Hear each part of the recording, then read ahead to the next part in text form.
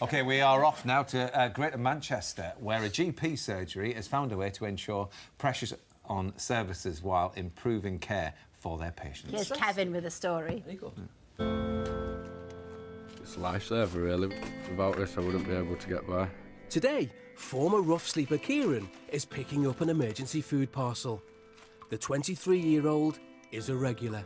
Facilities like this one here in Oldham are playing a huge part in helping those who are struggling to get by. But this is not a food bank. It's a storeroom at a GP surgery. Good morning, Hilltop Surgery. Alongside traditional medical care, what's offered is a take on social prescribing services. This ranges from cooking facilities and showers to an emergency supply cupboard, allowing staff to offer practical help to patients. It's aimed at tackling poverty in Oldham, the most deprived town in England and Wales. The surgery staff also includes focused care practitioners like Lisa Chattington, who believes a holistic approach to healthcare is vital for the community. Lisa, how many people use the food cupboard? At the minute, currently about 10 families are using it on a regular basis. By solving people's social problems, emotional problems, spiritual problems, then their physical and mental health improves. Yeah. So it's looking at the patient as a whole and not just as a headache or a backache that comes in, you know, or someone with depression. It's why they're depressed. And this approach has certainly helped Kieran. How often do you use the facilities here? It's like if my benefits run low or I'm struggling, like I couldn't go food shopping because I've had to pay bills out and everything for my flat, so... Just looking around here, Lisa, there's everything here, isn't it? Household goods, detergent, shampoos, food. If we've got it, they can have it, you know. Yeah. A lot of people will then donate back to us when they're financially stable and everything's OK, because they've been through the process. Their work has been called inspirational by the Care Quality Commission. And it isn't just restricted to what they offer in the surgery itself. Today, I'm out and about with fellow practitioner Ruth Chorley on her rounds. I know you were short of cutlery, so I've bought you some cutlery. Ruth receives referrals from GPs, housing associations and the police. She's been visiting Shazia for months, after it was clear she was struggling at home and wasn't eating. Are you happier with your anxiety and things? It's not 100%, No. but it's better than what it was. Shazia was given food parcels to help feed her and her daughter, as well as practical help with paperwork. You sorted everything out for me, my letters and my debts, and I know there's light at the end of the tunnel now. Because if you belonged to another GP that didn't provide this service, would Shazia be sitting there talking confidently like that and being the way she No, is? she'd be in bed, Yeah.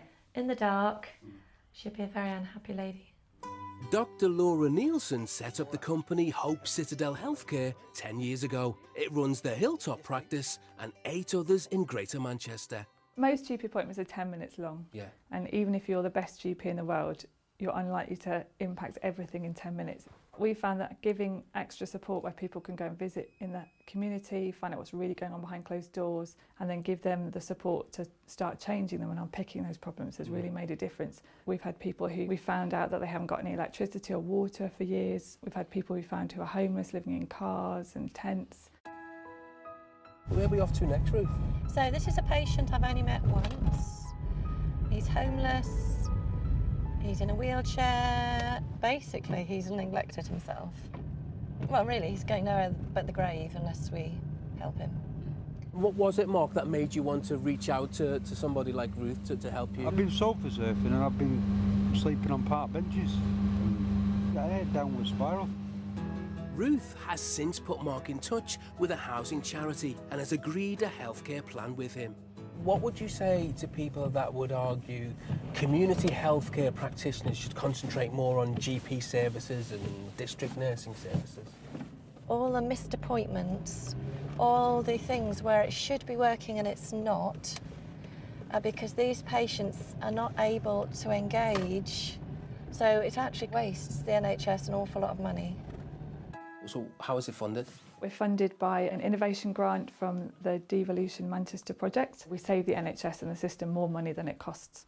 We've seen that our clinical outcomes improve when we look after people as a whole person. So we get better medical outcomes when we unpick the problems behind the problems than if we just gave tablets. As for former rough sleeper Kieran, he's now much more positive about the future and eventually hopes to become a gardener.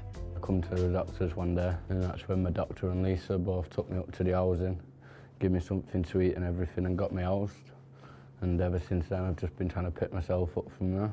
And without him, I'd probably be in jail now.